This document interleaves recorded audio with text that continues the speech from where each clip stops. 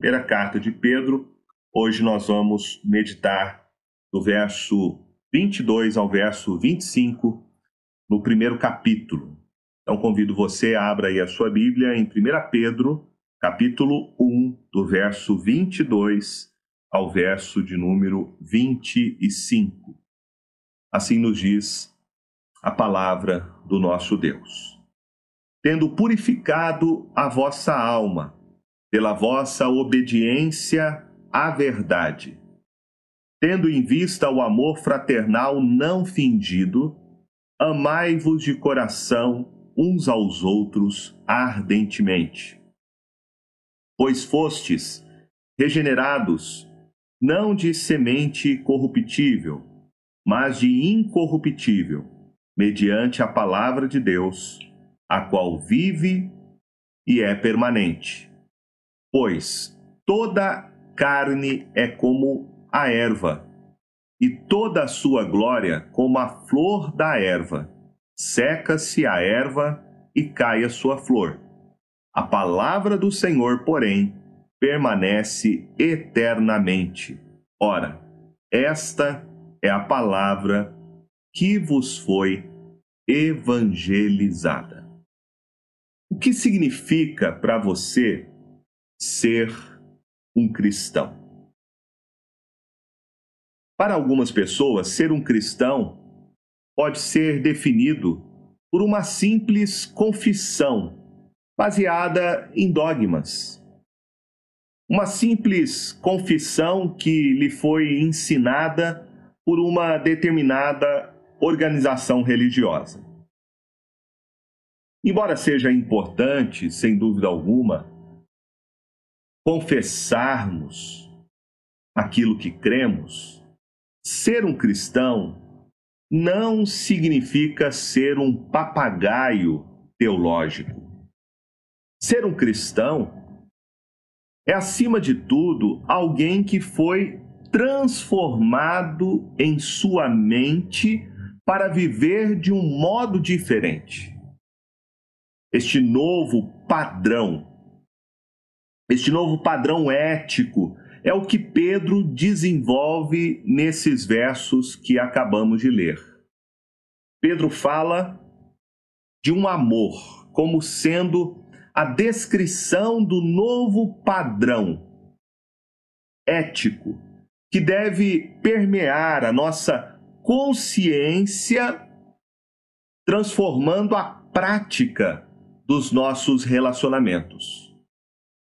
Precisamos nos lembrar que Pedro aqui ele está escrevendo para cristãos que estavam sofrendo uma dura perseguição pelo Estado romano. E numa situação de extremo perigo, nós temos sempre a tendência natural do coração humano de pensar mais em nós mesmos. Paralelamente, estamos vivendo uma situação de pandemia e esta adversidade, ela é reveladora. Ela faz uma radiografia da nossa alma, revela os nossos verdadeiros valores e isso se traduz de maneira prática. Aliás, a forma como vivemos o nosso dia a dia revela exatamente o estado do nosso próprio coração. A maneira como vivemos revela se nós amamos a Deus ou amamos a nós mesmos. Se somos convertidos ao Senhor Jesus ou fazemos apenas uma confissão vazia.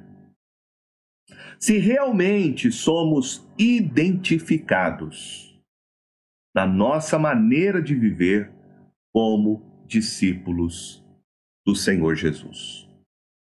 Pedro aqui neste texto, ele responde 4 perguntas que eu quero refletir com você sobre o amor sobrenatural. Pensar sobre o amor como um novo padrão ético, significa reavaliar a maneira como vivemos a fé que professamos. E Pedro nos ajuda nessas perguntas a sondar o nosso coração e reavaliarmos as nossas mais profundas motivações. As respostas a essas perguntas nos ajudam a compreender este amor que não é natural. O amor sobrenatural de Deus, que somente é capaz de experimentar aquele que foi salvo pelo Senhor Jesus. Quais são essas 4 perguntas que eu quero refletir com você nessa manhã? Primeiro, quando os cristãos se tornam capazes de amar? A segunda pergunta, quem os cristãos devem amar? A terceira, como deve ser o amor entre os cristãos? E quarto, por que os cristãos devem amar? Então as perguntas são quando, quem, como e por que devemos amar. Vamos para a primeira pergunta. Quando os cristãos se tornaram capazes de amar? Veja o que Pedro nos diz no verso 22.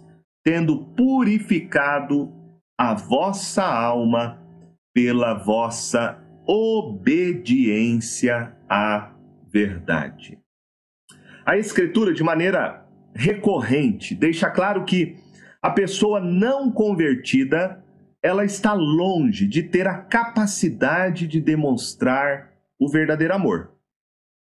Jesus disse sobre isto em relação à prática como os fariseus viviam no seu tempo. Ele disse lá em Lucas capítulo 11, a partir do verso 42, mas ai de vós, fariseus, porque dais o dízimo da hortelã, da arruda e de todas as hortaliças, e desprezais a justiça e o amor de Deus. Devíeis, porém, fazer estas coisas sem omitir aquelas. Jesus está mostrando que a preocupação dos fariseus eram com os mínimos detalhes do legalismo. Eles desprezavam a prática da justiça e do amor de Deus. Eles conheciam a lei, mas eles não praticavam. Conhecimento que não transforma a maneira como vivemos, de nada adianta. Eles eram capazes de repetir vários conceitos doutrinários. Teologicamente, eles pensavam corretamente, mas eles não conseguiam internalizar em suas ações a prática do amor e da verdadeira justiça. Jesus declarou que a marca genuína de um cristão é o seu amor. Ele disse em João capítulo 13, verso 34 e 35, novo mandamento vos dou, que vos ameis uns aos outros, assim como eu vos amei, que também vós ameis uns aos outros. Nisto conhecerão todos que sois meus discípulos, se tiverdes amor uns aos outros. O padrão ético do amor na vida do cristão está centralizado no amor de Cristo por nós. Os discípulos de Jesus receberam a capacidade de demonstrar o seu amor sobrenatural quando se converteram ao Senhor. Paulo diz isso em Romanos capítulo 5, verso 5. Ora, a esperança não confunde, porque o amor de Deus é derramado em nosso coração pelo Espírito Santo que nos foi outorgado. Este amor não é um amor natural. O cristão, ele recebe o poder de praticar este amor quando ele nasce de novo pelo poder do Espírito Santo. Pedro nos diz que a nossa obediência à verdade purificou a nossa alma. Algo aconteceu na vida do cristão que trouxe os resultados práticos na sua vida hoje. O que Pedro está dizendo é que Deus não apenas limpou o nosso coração no passado, mas Ele nos deu recursos para vivermos em novidade de vida. O profeta Ezequiel, ele olhou para esta mesma promessa quando ele profetizou sobre o que Deus faria em seu povo depois da vinda do Messias, o Senhor Jesus, onde ele derramaria o seu Espírito Santo sobre o coração daqueles que se arrependessem e crescem nele como seu Salvador. Ezequiel capítulo 36, a partir do verso 25, diz assim: Então aspergirei água pura sobre vós e ficareis purificados. De todas as vossas imundícias e de todos os vossos ídolos vos purificarei. Dar-vos-ei coração novo e porei dentro de vós espírito novo. Tirarei de vós o coração de pedra e vos darei coração de carne. Porei dentro de vós o meu espírito e farei que andeis nos meus estatutos, guardeis os meus juízos e os observeis. A mudança que ocorre quando alguém se converte ao Senhor Jesus é uma mudança moral que é produzida por uma transformação sobrenatural. Não é moralismo produzido pelo esforço humano, mas um novo princípio ético fruto de uma mudança que ocorreu de dentro para fora. Pedro declara que a fé em Cristo Jesus purifica o nosso coração. Lá em Atos capítulo 15, Pedro falou a respeito disso no concílio em Jerusalém, a respeito da conversão dos gentios. E ele diz assim a partir do verso 8, Ora, Deus que conhece os corações lhes deu testemunho, concedendo o Espírito Santo a eles, como também a nós nos concedera. E não estabeleceu distinção alguma entre nós e eles, purificando-lhes pela fé o coração. A fé é o meio de você receber de Cristo Jesus o que Ele fez por você com a sua morte e ressurreição. É pela fé em Cristo Jesus que o Espírito Santo comunica ao seu coração as bênçãos da salvação. A fé não é uma obra humana que tem a obediência como iniciativa. Paulo disse em Efésios capítulo 2, verso 8 e 9, porque pela graça sois salvos mediante a fé, e isto não vem de vós, é dom de Deus, não de obras para que ninguém se glorie. A fé em Cristo Jesus é dom de Deus. Quando somos presenteados pela graça de Deus com esta capacidade divina, o resultado sobrenatural será uma obediência ao mandamento de amar o próximo como Jesus nos amou. Quando alguém se converte a Cristo Jesus, ele manifesta em sua vida o poder da graça de Deus através do amor. Então chegamos aqui à resposta à pergunta: quando um cristão se torna capaz de amar? A resposta é quando ele nasce de novo pelo poder do Espírito Santo através da fé em Cristo Jesus. A segunda pergunta é: quem os cristãos devem amar? E Pedro diz, no verso de número 22, tendo purificado a vossa alma pela vossa obediência à verdade, tendo em vista o amor fraternal não fingido. O que Pedro está dizendo é que quando somos salvos pelo Senhor Jesus, não somos salvos para viver na individualidade. Fomos salvos e nos tornamos membros do corpo de Cristo. Nenhum cristão que realmente compreendeu o Evangelho pode viver plenamente sua vida cristã sem relacionamento com outros cristãos. Individualidade não é a prática de um cristianismo saudável. Não pode existir, e eu sei que está muito em moda nos dias de hoje, o cristão desigrejado. Seria como você tentar viver com os membros do seu corpo longe de você. Quando você olha para a Escritura, você vê que todo aquele que se converteu a Cristo Jesus se tornou membro da sua igreja. Você vê isso claramente na vida do apóstolo Paulo. A Bíblia registra a história da sua conversão. Ele era um perseguidor da igreja. E o texto nos fala que quando ele se converteu ao Senhor Jesus, Deus enviou um cristão chamado Ananias para acolhê-lo.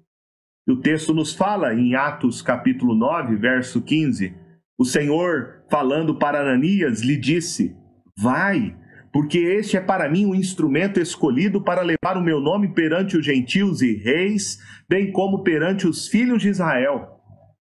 Pois eu lhe mostrarei quanto lhe importa sofrer pelo meu nome.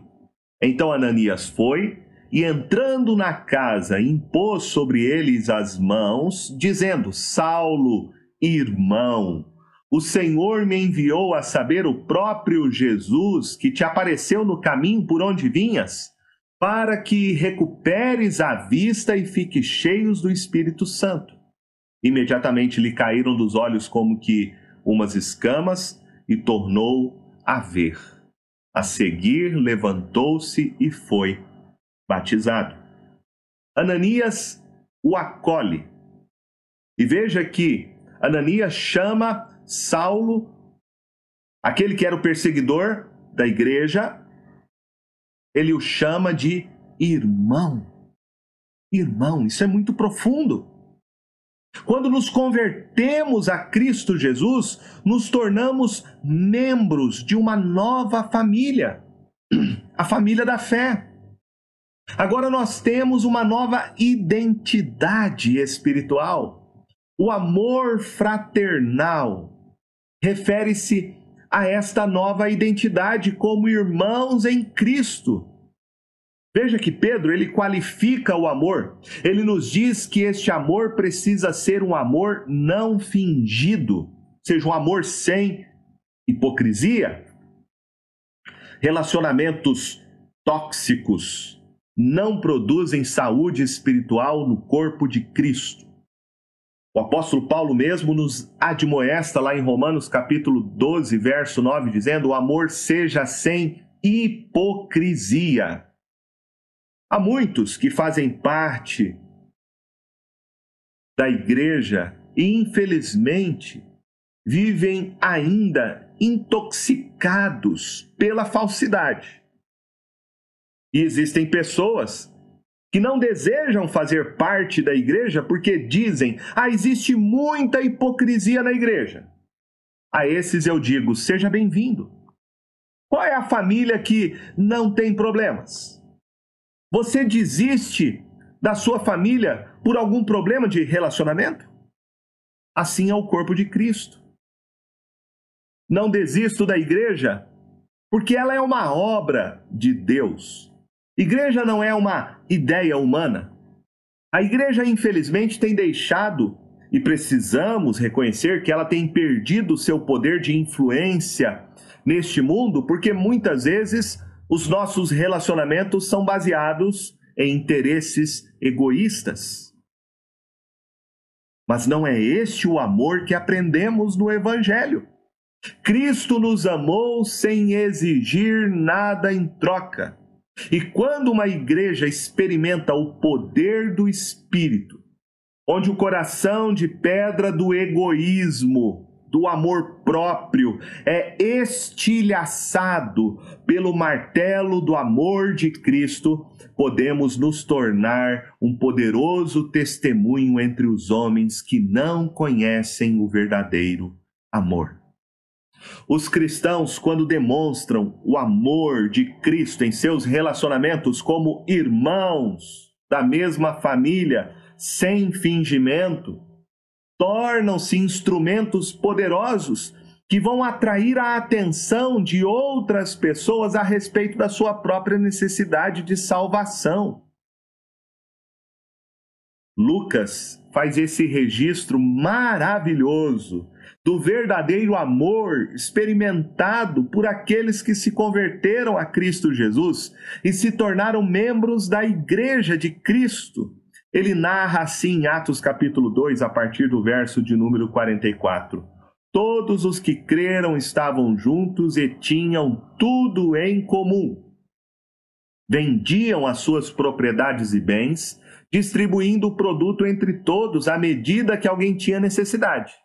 Diariamente perseveravam unânimes no templo, partiam pão de casa em casa e tomavam as suas refeições com alegria e singeleza de coração, louvando a Deus e contando com a simpatia de todo o povo. Enquanto isso, acrescentava-lhes o Senhor, dia a dia, os que iam sendo salvos. Veja que o testemunho da igreja na sua unidade, este amor gracioso e sacrificial daqueles que foram convertidos ao Senhor Jesus, se tornou algo tão poderoso, vivendo este vínculo da fraternidade, do amor sem falsidade, que muitas pessoas foram atraídas e perceberam a sua necessidade da salvação em Jesus.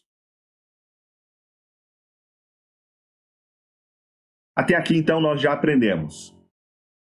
Quando é que um cristão se torna capaz de amar? Quando ele nasce de novo pelo poder do Espírito Santo, através da fé em Cristo Jesus. Quem os cristãos devem amar? E eles devem amar uns aos outros sem fingimento. Agora, como deve ser o amor entre os cristãos? Pedro diz: amai-vos de coração uns aos outros ardentemente. Pedro aqui destaca duas características do amor. Ele fala do tipo do amor e ele fala da maneira como devemos amar uns aos outros. Veja comigo primeiro, então, qual é o tipo deste amor. O amor referido aqui por Pedro é o amor ágape. E este amor é um tipo de amor gracioso e sacrificial. Nós somente conhecemos o amor ágape por causa do amor de Deus por nós, em ter nos dado Jesus para morrer na cruz em nosso lugar. É este o amor ágape, o amor que Cristo demonstrou ao dar a sua vida como sacrifício pelos nossos pecados. Ele não nos amou por causa dos nossos pretensos méritos, mas ele nos amou apesar de sermos quem nós somos e éramos, rebeldes, fracos e seus inimigos. O amor ágape, então, expressa o tipo de amor ideal.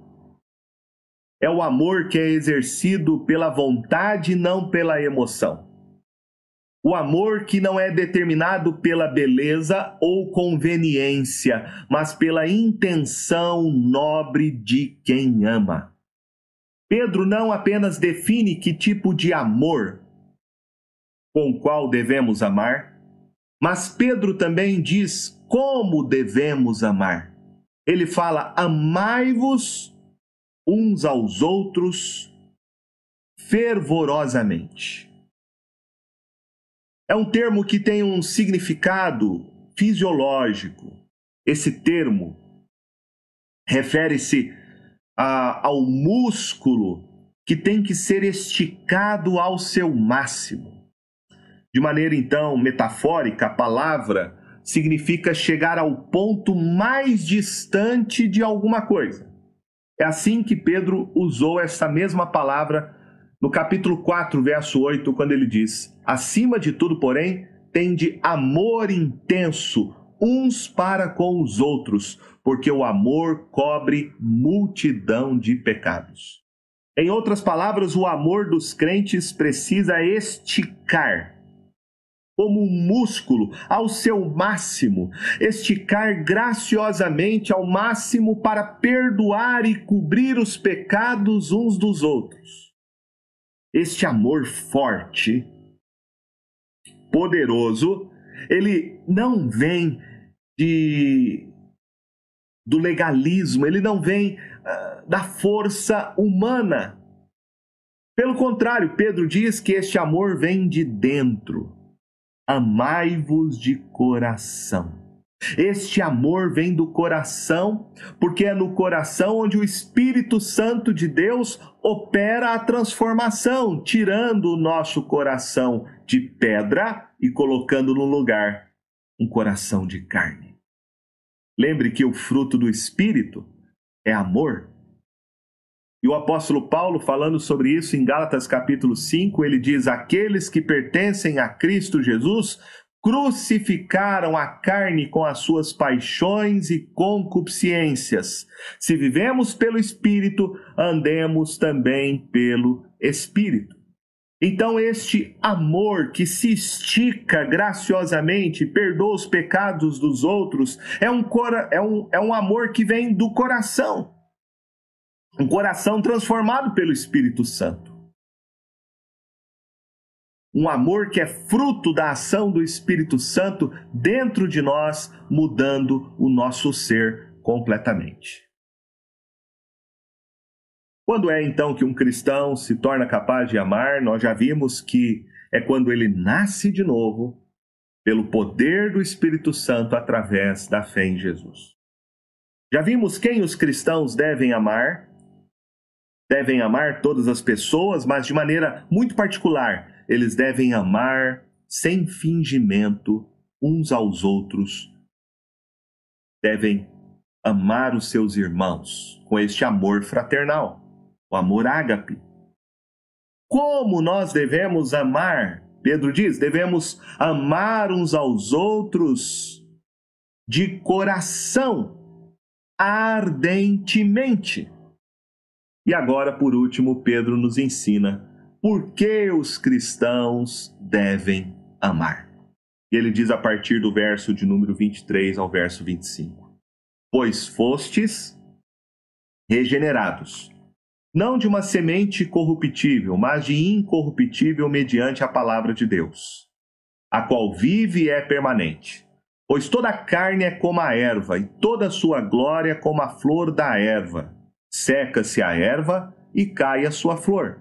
A palavra do Senhor, porém, permanece eternamente. Ora, esta é a palavra que vos foi evangelizada. Os crentes devem amar uns aos outros por causa da sua nova vida em Cristo Jesus. Esta é a razão. O apóstolo João escreveu sobre isso lá em 1 João capítulo 5, e ele diz assim no verso 1 e 2. Todo aquele que crê que Jesus é o Cristo é nascido de Deus. E todo aquele que ama ao que o gerou, também ama ao que dele é nascido. Nisto conhecemos que amamos os filhos de Deus, quando amamos a Deus e praticamos os seus mandamentos. Não há como você dizer que ama a Deus a quem você não vê, se você não amar o seu irmão, a quem você enxerga com seus próprios olhos. O apóstolo Pedro está aqui antecipando esse questionamento dos seus leitores que deveriam perguntar, por que eu devo amar desse jeito? Por que eu devo amar com amor sacrificial o meu irmão na fé em Cristo Jesus? Por que eu devo amá-lo sinceramente, sem hipocrisia? Por que eu devo ter este amor ardoroso por ele? Pedro está respondendo essa pergunta dizendo: a resposta de amar o seu irmão é porque Cristo Jesus te amou primeiro. Quando você ama o seu irmão em Cristo, você está amando ele porque primeiramente você foi amado pelo Senhor, que te deu uma nova vida. Pedro diz: fostes regenerados. Pedro aqui se refere então a este novo nascimento, a esta obra exclusiva do Espírito Santo. Os homens não cooperam em seu nascimento espiritual, assim como os bebês não cooperam em seu nascimento natural. Jesus disse isso lá a Nicodemos. Em João capítulo 3, verso 8, o vento sopra onde quer, ouves a sua voz, mas não sabe de onde vem nem para onde vai. Assim é todo que é nascido do Espírito. Pedro fala de um nascimento espiritual. E esse nascimento espiritual ele compara como o nascimento de uma semente. Ele faz esta analogia para explicar a transformação graciosa que acontece na vida do cristão, cujo fruto desta semente é o amor. Semente representa a fonte da vida. Tudo o que vem à vida na ordem criada começa com uma semente. É a fonte básica da vida e da existência das plantas e dos animais. Deus faz os seus filhos nascerem de uma semente. Pedro diz: a semente é a palavra de Deus, a palavra que nos foi evangelizada. Para reforçar ainda mais esse ponto, Pedro faz a citação do texto de Isaías, capítulo 40, do verso 6 ao verso de número 8, que está aí na primeira carta de Pedro, no verso 24, quando ele diz: pois toda a carne é como a erva, e toda a sua glória como a flor da erva, seca-se a erva e cai a sua flor. A palavra do Senhor, porém, permanece eternamente. O que Pedro está se referindo ao texto de Isaías é um princípio muito familiar que é sobre a transitoriedade da vida. Toda a carne aqui refere-se a todos os seres humanos e todos os animais. Refere-se também às gramas, né? As flores que eram típicas do Oriente Médio. A frase aqui, glória como a flor da erva, denota a beleza daquele cenário, daquelas flores coloridas que explodiam em beleza na primavera.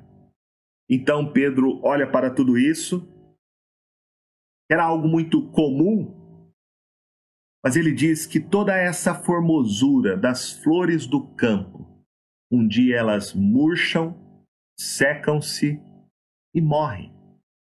A vida humana também é assim. A vida humana também é breve. Ela é transitória neste mundo.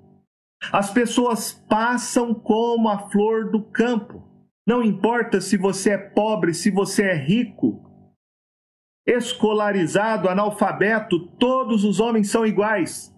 Todos um dia perderão a sua glória neste mundo. Só há então uma maneira, uma forma de você vencer essa transitoriedade da vida. É quando você crê no Evangelho que tem poder sobrenatural. Pedro fala: a palavra que vos foi evangelizada, a palavra que vos foi pregada.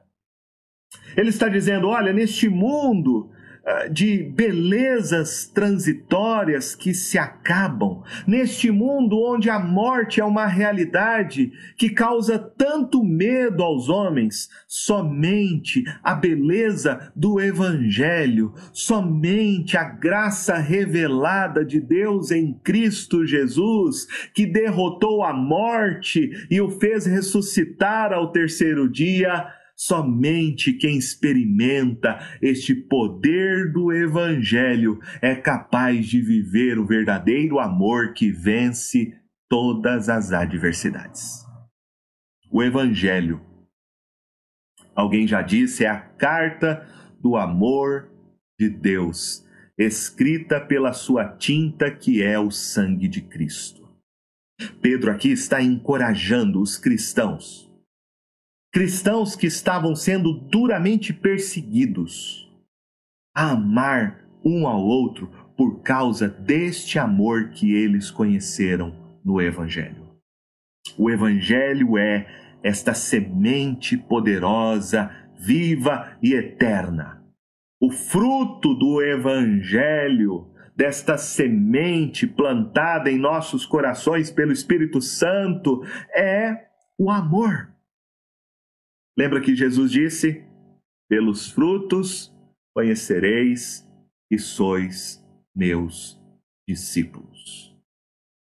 Somente quando há conversão ao Senhor Jesus, você se torna capacitado para praticar o genuíno amor. O amor da pessoa que não é convertida é um amor próprio, é egoísmo. É um amor autocentrado. Mas quando nos convertemos ao Senhor Jesus, o seu amor nos constrange. O amor de Cristo modifica o centro gravitacional do nosso ego. Quando você se converte, você passa a pensar em Deus. Você passa a pensar nos outros e, por fim, você pensa em você mesmo. Devemos amar uns aos outros. Amar com um amor sincero, amar ardentemente. Quem nasceu do Espírito Santo, pela poderosa semente do Evangelho, vai ter o fruto do amor na sua vida. Este amor que é um amor sacrificial. Neste tempo de pandemia que estamos vivendo, nós precisamos praticar este amor. Apoiar um ao outro. Às vezes um telefonema, uma mensagem. Se você sabe que o seu irmão em Cristo está passando por alguma necessidade, você vai socorrê-lo. O autor de Hebreus, no capítulo 10, que também é uma carta para cristãos perseguidos, diz no verso 24: consideremo-nos também uns aos outros para nos estimularmos ao amor e às boas obras. Se você é um cristão, não adianta apenas você fazer um belo discurso sobre a sua fé. Se você é um cristão, você deve amar não somente com palavras, mas de fato e de verdade. O amor, a prática deste amor, o amor que Deus demonstrou por nós em Cristo Jesus, é tudo o que Ele requer de nós como seu povo. Toda a lei se resume neste único preceito: amar o teu próximo como a ti mesmo. Fazer pelo outro o que você gostaria que fizesse por você. Porque foi assim que Cristo nos amou. Nós só podemos amar a Deus porque Ele nos amou primeiro. Eu quero convidar você, então, neste dia, a refletir como você está vivendo a sua vida como cristão. Como você está se relacionando com as pessoas que estão à sua volta. Como você tem praticado o amor de Cristo na sua vida. Quero convidar você para orar como o apóstolo Paulo orou. Ele, quando escreve aos Efésios, no capítulo 3, no verso de número 14 em diante, ele diz: por esta causa me ponho de joelho diante do Pai. E no verso 18 ele diz: a fim de poderdes compreender com todos os santos qual é a largura e o comprimento e a altura e a profundidade, e conhecer o amor de Cristo que excede todo entendimento, para que sejais tomados de toda a plenitude de Deus.